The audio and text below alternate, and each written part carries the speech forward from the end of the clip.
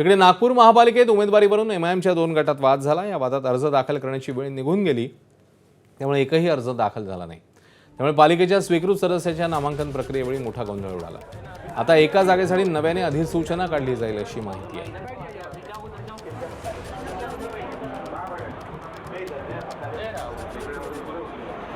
धार्मिक वादाला तोंड, आरोपित तरुणाकडनं लव्ह जिहादचं जाळं। भाजपचा आरोप तर सर्व तक्रारदार मुस्लिम, अल्पसंख्याक आयोगाचा दावा।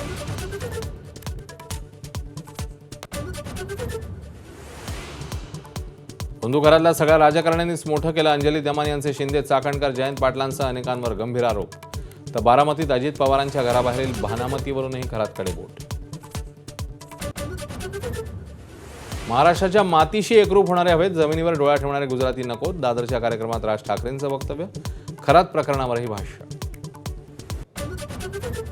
महिला आरक्षण विधेयकासोबतच लोकसभा मतदारसंघ पुनर्रचना विधेयकामुळे दिल्लीतलं वातावरण तापलं। महिला आरक्षणाला नव्हे तर आरक्षण आणण्याच्या पद्धतीला विरोध। इंडिया आघाडीच्या बैठकीनंतर काँग्रेसची भूमिका। अमेरिका विरुद्ध इराणमधली शस्त्रसंधी आणखी 2 आठवडे वाढण्याची शक्यता, मात्र हल्ले सुरूच। दक्षिण लेबनॉनमध्ये इस्रायलचा हवाई हल्ला। एबीपी माझा, उघडा डोळे बघा नीट।